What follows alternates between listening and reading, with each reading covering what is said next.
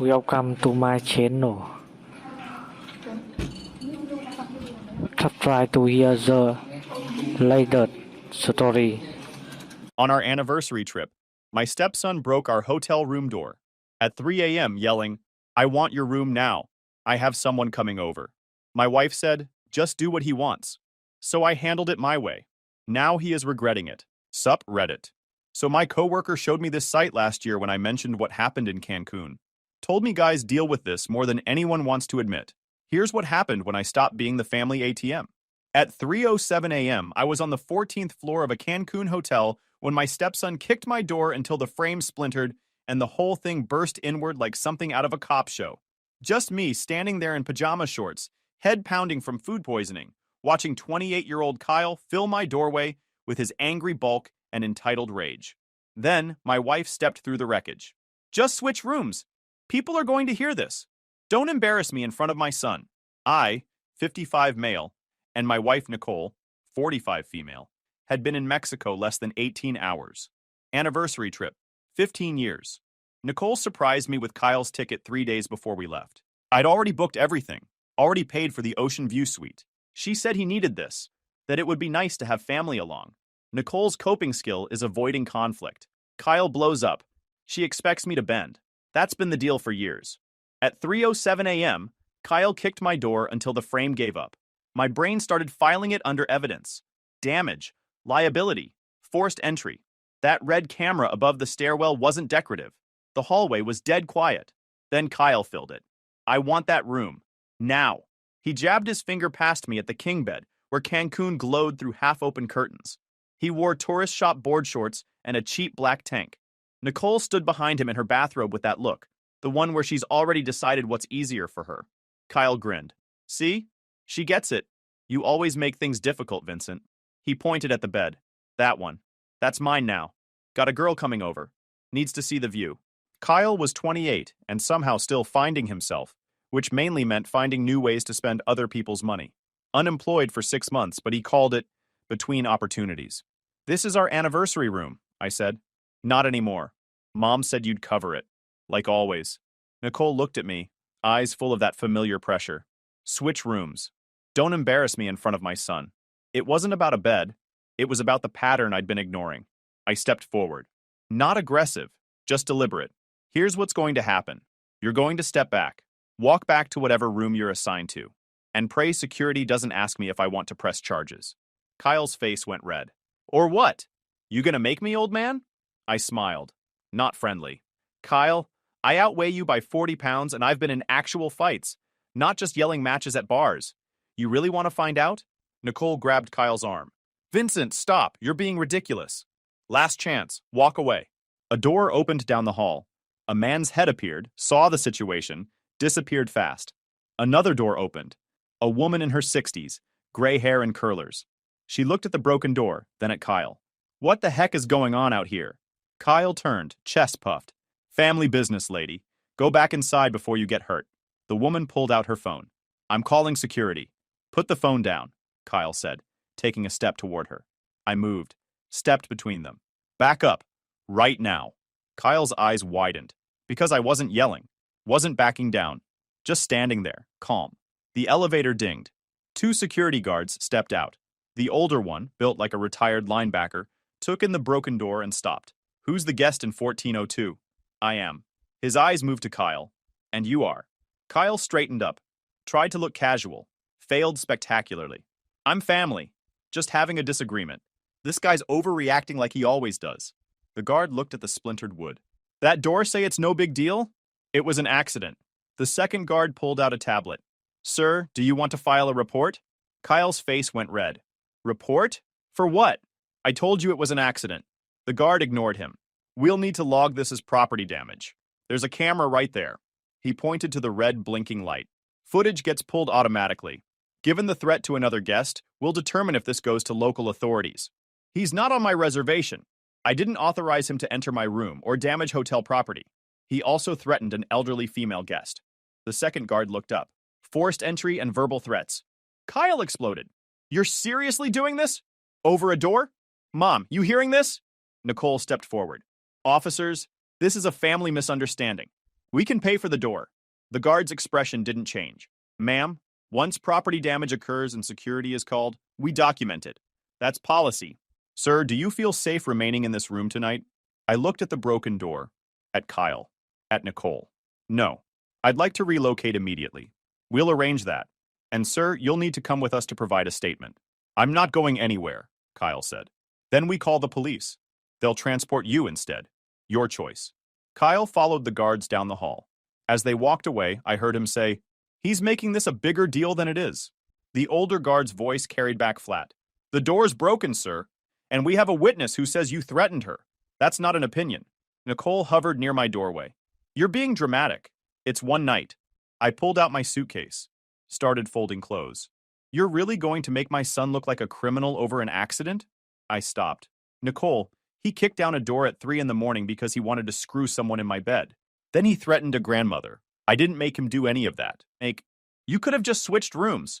You called the hotel 3 days ago and added Kyle to the reservation without asking me. You set this up. Now you get to watch it fall apart." Her face went pale. "I don't know what you're talking about." "Yeah, you do." I zipped the suitcase and walked past her. Somewhere with a functioning door lock and better company. I walked to the elevator. As it arrived, Nicole was the last thing I saw. Standing in the hall in her robe, looking at me like I'd just committed treason. My phone buzzed. "Nicole, don't do anything stupid. We can fix this in the morning." Morning doesn't unkick doors. The lobby was almost empty. The night clerk looked up. "I need to split the folio, effective immediately, and I need you to flag something important." The clerk did the polite corporate smile. "We normally can't split charges mid-stay, sir. I'd like to speak with a manager. And I'd like you to pull the call log showing who added an unauthorized guest to my reservation." His smile faded. Within 2 minutes, a manager appeared. Sharp suit, name tag, Director of Guest Services. "Mr. Vincent, I understand there's been an incident and unauthorized account access?" "Yes. My wife called and added her son to my reservation using my confirmation number. She also requested a room upgrade I never approved. When I questioned it, her son forced entry and damaged the door." Her eyes sharpened. "We have documentation of a call from a Nicole 3 days ago. She stated you approved it verbally. That wasn't authorized. Document it and move all charges to her folio. Effective immediately." She typed on a tablet.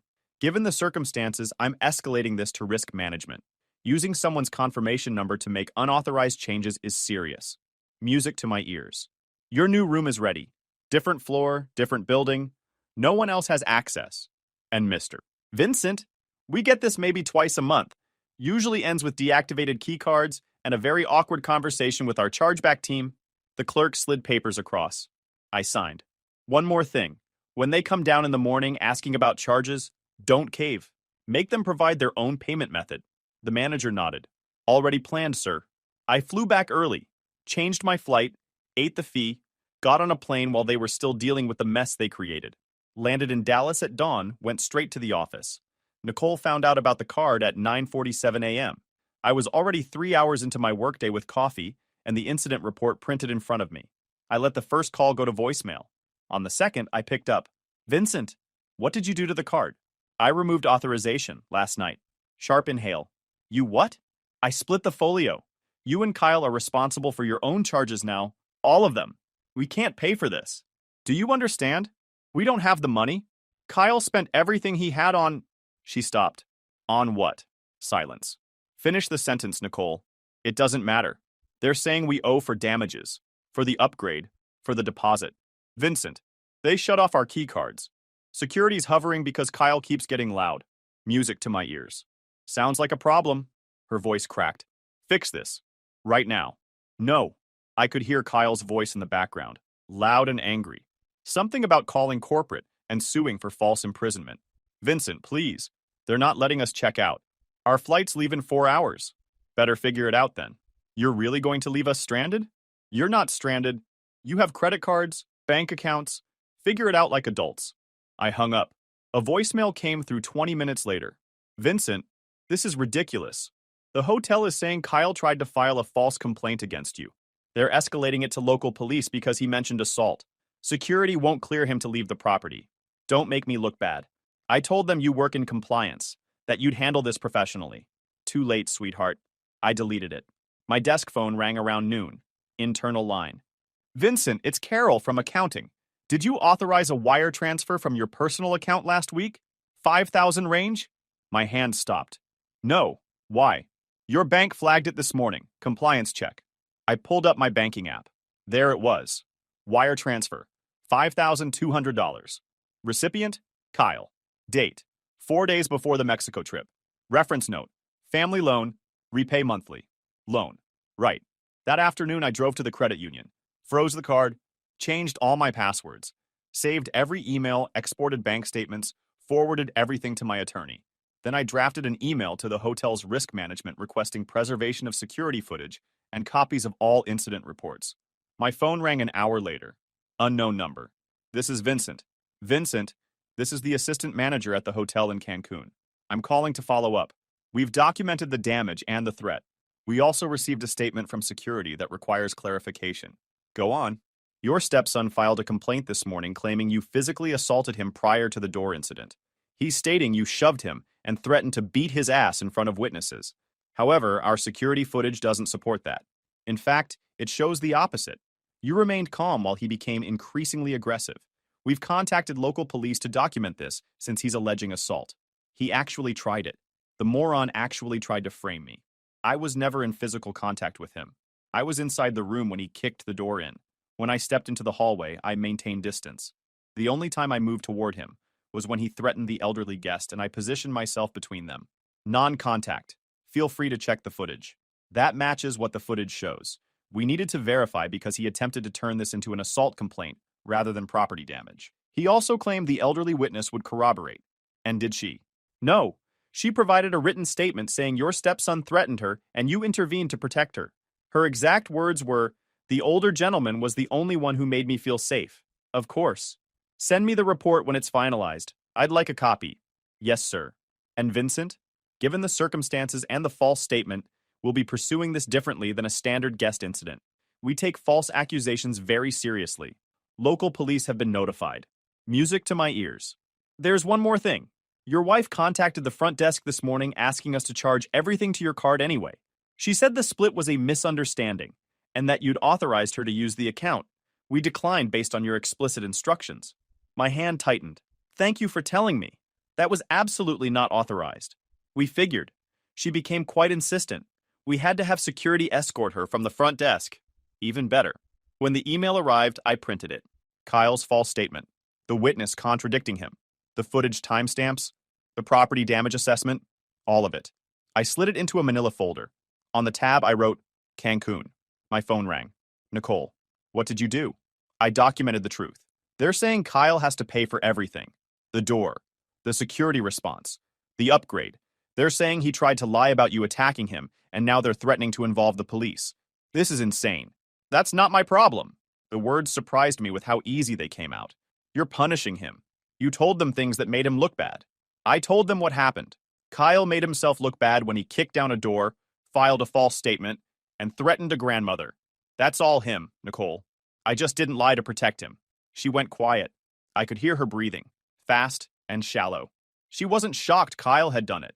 She was shocked I hadn't covered for him. You always do this. You hide behind paperwork.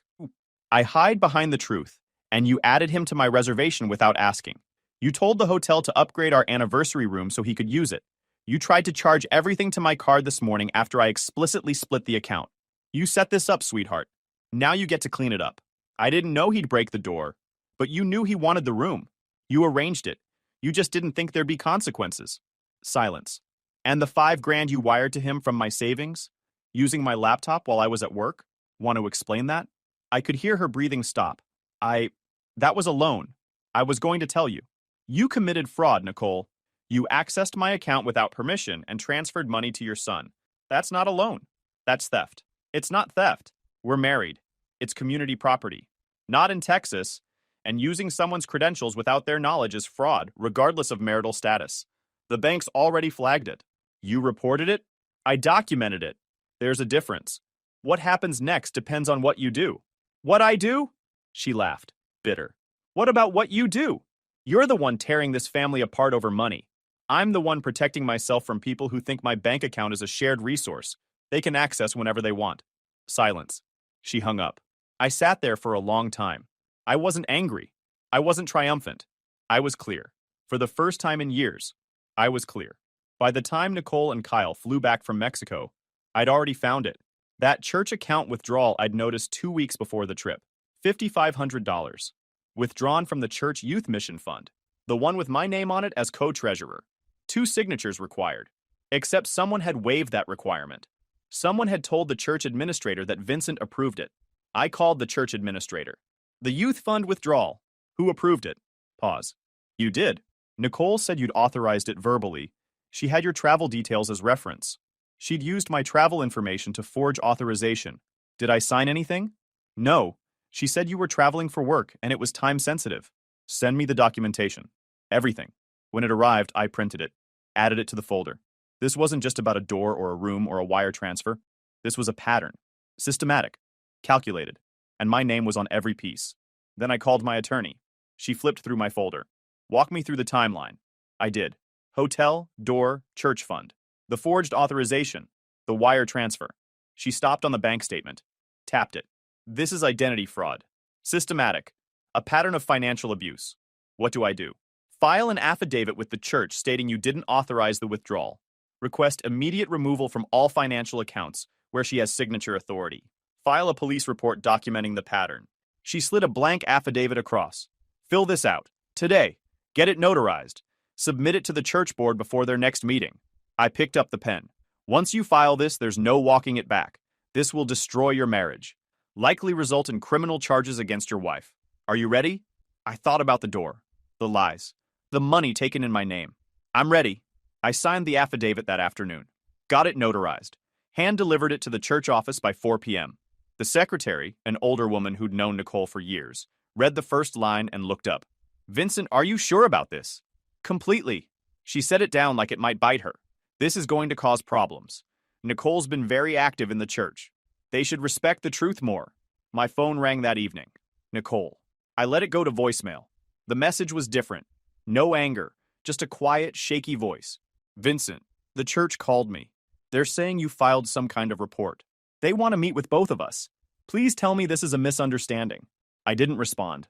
The next morning, I filed the police report. Sat in a gray room with a detective who'd seen this before. Identity fraud. Multiple instances. Church account.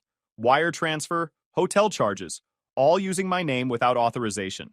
He took notes, asked questions, took copies. You know this will likely result in charges against your wife. I'm okay with the truth. What happens after that is up to the system. I walked out into Dallas sunshine. My phone buzzed. Nicole, why are you doing this to me? Still framing herself as the victim. I replied, I'm not doing anything to you. I'm documenting what you did to me. She didn't respond. The mediation happened on Thursday. Nicole's last-ditch attempt to keep this out of court. I arrived 10 minutes early. Set my folder down. Notebook to the right. Parker pen on top. Nicole came in first. Dressed like a job interview. Navy blazer, low heels, hair pulled back tight. Kyle followed. Shoulders hunched. Wrinkled button-down, scuffed sneakers. Nicole's attorney came in last. Mid-40s, cheap suit, thin folder. The mediator introduced herself. Explained ground rules. Then she opened the folder. Incident report on top. Hotel statement underneath. Bank records from the church account at the bottom. Let's start with the hotel incident. Kyle shifted. Look, I didn't mean for the door to... You kicked it in! At 3:07 a.m. Security footage confirms it. Then you threatened an elderly guest. Then filed a false complaint claiming I assaulted you. The mediator flipped to the next page. And the church fund withdrawal. $5,500. Authorization shows Mr. Vincent's initials, but no signature. Mrs. Vincent, you made this withdrawal? Nicole's hands tightened. I needed it for the trip. I was going to pay it back. Using my identity, without my knowledge. That's fraud. Did you inform Mr. Vincent before making the withdrawal? No, Nicole whispered. And the wire transfer from his personal savings? Nicole's attorney interjected. That was a family loan. She used my credentials without authorization. That's theft. The mediator set down her pen. Based on the documentation, responsibility for the hotel damages rests with Kyle. The church fund matter constitutes identity fraud. The wire transfer is potentially criminal. Mr. Vincent is not obligated to cover any of these expenses. Kyle let out a strangled sound. Nicole's attorney shuffled papers. My client is willing to enter into a restitution agreement. No agreement. I want this documented. I want the pattern established. You're being vindictive. I'm being accurate. Your client committed fraud multiple times in my name. I'm not sweeping that under the rug so she can do it again, Nicole whispered. Vincent. I stood up, collected my papers. This is where my involvement ends. Financially, legally, emotionally, completely. Kyle's voice cracked. You think ruining my mom's life makes you some kind of hero? I stopped with my hand on the handle. I think it makes me free. And I think you should ask yourself why your mom needed to steal from church and commit fraud to fund your lifestyle. Maybe that's the real question here. His face went white. I opened the door and stepped out. The church board meeting happened Thursday evening. The pastor opened with a prayer, then looked at me. Vincent, we need to understand what happened. I laid out the bank statements, the unauthorized withdrawal, the timeline, the forged authorization. One of the deacons cleared his throat. Vincent, we appreciate your thoroughness. But is this really necessary? Nicole's already offered to repay the money. Can't we handle this quietly? My name is on that account. My professional reputation is attached to unauthorized fund transfers. If this isn't documented properly, I'm liable. But she's family. Surely we can show some grace? Grace doesn't mean ignoring fraud.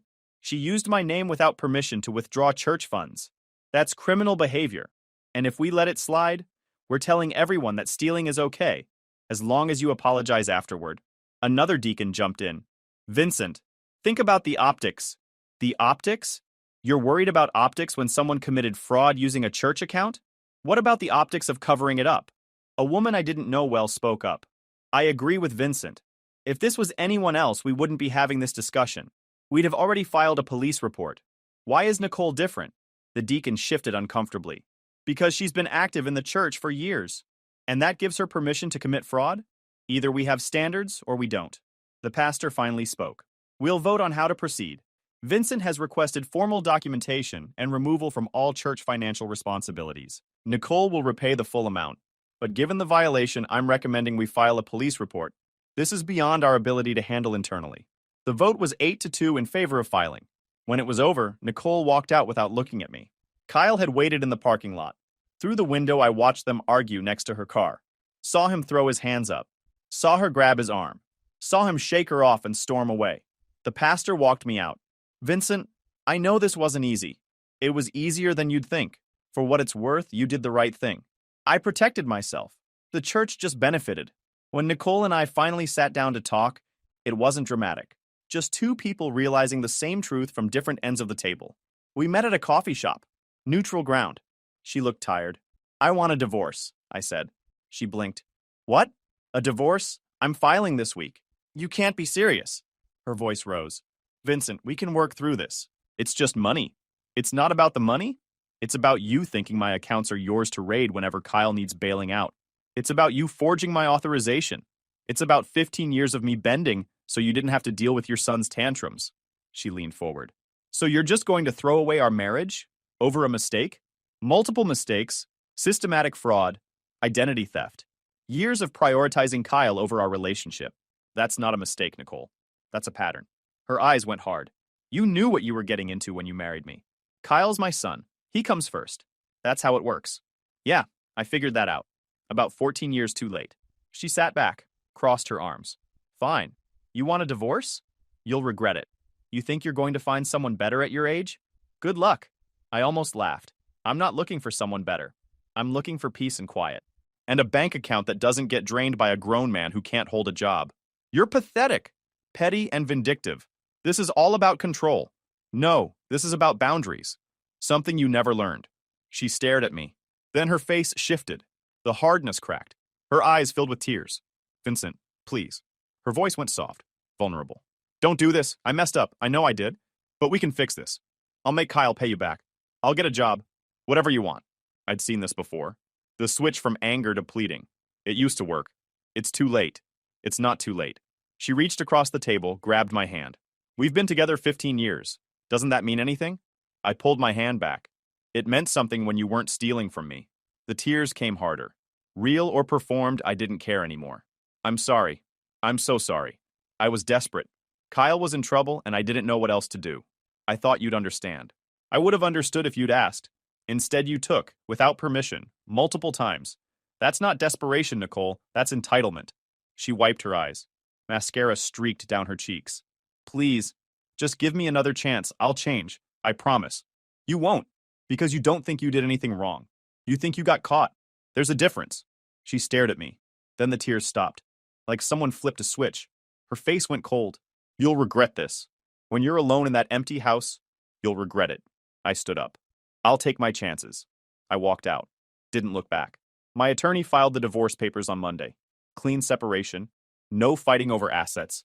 I wanted out more than I wanted revenge. But Kyle was different. I sat in my attorney's office 2 weeks after filing. The hotel incident and the false assault claim, she said. We have grounds for a civil suit. Defamation per se. He accused you of assault knowing it was false. Conversion for the money he took. Civil conspiracy. Your wife facilitated it, the bank records prove it. What's the likelihood we win? High. The security footage contradicts his statement. The witness testimony supports your version. The hotel's incident report documents everything. He made a false accusation of a crime. That's textbook defamation per se. The money transfer from your account to his? That's conversion. Your wife accessed your credentials without authorization and sent him money. That's conspiracy to commit fraud. I thought about Kyle's smug face when he'd kicked that door. Thought about him trying to frame me for assault. Do it. The lawsuit hit Kyle like a freight train. We filed in district court. 3 causes of action: defamation per se for the false assault claim, conversion for the unauthorized wire transfer, and civil conspiracy with Nicole for the coordinated fraud. When he called me, I didn't answer. He left a voicemail. Vincent, what the actual hell, man? You're suing me? Over what, some stupid hotel thing? This is insane. You need to drop this. I can't afford a lawyer. You know I can't. I saved the voicemail. Sent it to my attorney. Kyle tried to represent himself. The judge took one look at him and suggested he retain counsel. Your Honor, I don't have money for a lawyer. This whole thing is frivolous anyway. Mr. Walker, the plaintiff has filed a civil complaint with documented evidence. This is not frivolous. I strongly advise you to seek legal representation. Kyle walked out looking like someone had kicked him in the stomach. He tried to get Nicole to pay for a lawyer. She refused. According to my attorney, Nicole had told Kyle she had her own legal problems and couldn't afford to bankroll his defense. So Kyle borrowed money. From who? I don't know. But he showed up to the next hearing with a lawyer. Young guy. Fresh out of law school. My attorney ate him alive during discovery. We subpoenaed the hotel security footage, the bank records, Nicole's phone records showing she'd coordinated the wire transfer, Kyle's own text messages to friends bragging about getting a free room upgrade and putting the old man in his place. The deposition was beautiful. Kyle sat across from my attorney in a cramped conference room. Mr. Walker, did you kick in the door to room 1402 at the Cancun resort on the night of the incident? Kyle shifted. It was an accident. I pushed it and it just... Did you kick the door, yes or no? Yes, but... And after security arrived, did you file a statement claiming Mr. Vincent had assaulted you? Kyle's lawyer jumped in. Don't answer that. My attorney smiled. We have the security report. I'm simply asking if he made the statement. Kyle looked at his lawyer. His lawyer nodded reluctantly. Yeah, I said he pushed me. Did he push you? Silence. Mr. Walker, you're under oath. No, Kyle whispered. So you lied to hotel security about being assaulted? I was upset. Yes or no? Yes? My attorney flipped a page. And the wire transfer from Mr. Vincent's account to your account 4 days before the trip. Did you request that transfer? My mom sent it. Did you know the money was coming from Mr. Vincent's personal savings account without his authorization? Kyle hesitated. I thought he knew. Did you ask him if he authorized it? No. Did you ever pay him back? I was going to... Have you paid him back any portion of the $5,200? No. No further questions. Kyle walked out looking like he'd aged 5 years. Trial date, September. Kyle tried everything to avoid it. Motion to dismiss. Denied. Motion claiming abuse of legal process. Denied. Motion arguing defamation was barred by technicality. Denied. Every single motion got shot down. 2 weeks before trial, Kyle tried to settle. $2,000 and a written apology. I dropped the suit. I laughed. Counteroffer. Full wire transfer amount. $5,200. Written apology read in open court. Admission of the false assault claim in a sworn affidavit. Plus my legal fees. Kyle's attorney rejected it. Then we go to trial. Trial lasted 2 days. My attorney walked the jury through the timeline. Security footage of Kyle kicking the door. Audio of him threatening the elderly witness. Hotel incident report documenting his false assault claim. Then the bank records. The wire transfer. Nicole's text to Kyle. Sent you the money. Don't tell V. The jury's faces shifted. This wasn't family squabble. This was systematic theft and defamation. Kyle's attorney tried to paint me as vindictive. Bitter ex-husband using the legal system to punish his stepson for family drama. My attorney destroyed it in closing. Ladies and gentlemen, this isn't about family drama. This is about a grown man who kicked in a door, filed a false police report, and stole over $5,000. Those are facts, not feelings. The defendant committed defamation per se when he knowingly filed a false assault claim. He committed conversion when he accepted money taken from the plaintiff's account without authorization. And he conspired with his mother to commit fraud. The evidence is clear. All that's left is for you to hold him accountable. Jury deliberated 3 hours. The forewoman read the verdict. On the count of defamation per se, we find in favor of the plaintiff. Damages awarded $35,000. Kyle's face went white. On the count of conversion, we find in favor of the plaintiff. Damages awarded $5,200 plus interest. On the count of civil conspiracy, we find in favor of the plaintiff. Damages awarded $20,000. Kyle made a sound, almost like a whimper. Total judgment, $62,200 plus plaintiff's attorney fees and court costs. The gavel came down. I stood up, collected my papers, walked out. In the hallway, Kyle caught up to me. Vincent, please. His voice cracked, eyes red. I don't have $60,000. You know I don't. This will destroy me. I stopped. You should have thought about that before you kicked down my door and tried to frame me for assault. I messed up, I know. But this? Can't we work something out? Monthly payments? Whatever you want. You had that chance. Before trial. You rejected it. Tears ran down his face. Kyle was crying in a courthouse hallway, like a kid who just realized Santa wasn't real. Please, he sobbed. I'm begging you. I'll lose everything. You don't have anything to lose. You're unemployed. You live in a shithole apartment your mom pays for. You've never had anything except other people's money. Vincent, we're done here. I walked toward the elevator. Behind me, Kyle collapsed onto a bench. Big, gasping sobs echoed in the marble hallway. The doors opened. I stepped inside. As they closed, I caught one last glimpse of Kyle on that bench, face in his hands, shoulders shaking. I felt nothing. The judgment wrecked Kyle exactly how I knew it would. Within 30 days, my attorney filed for enforcement, garnished his bank account, $300, filed a lien against any future assets, set up automatic wage garnishment. Kyle tried to file for bankruptcy. My attorney blocked it. Defamation judgments can't be discharged when they stem from willful and malicious conduct. He was stuck with it. For years. Possibly decades. Nicole called 6 months later. What do you want? Kyle's living in his car? Her voice was flat. Defeated. He lost his apartment. Can't get a job because of the judgment. Every paycheck gets garnished. He's broke, Vincent. Completely broke. And? You did this to him. You destroyed his life over money. No. He destroyed his own life when he committed fraud and defamation. I just made sure there were consequences. He's my son. And that's your problem. Not mine.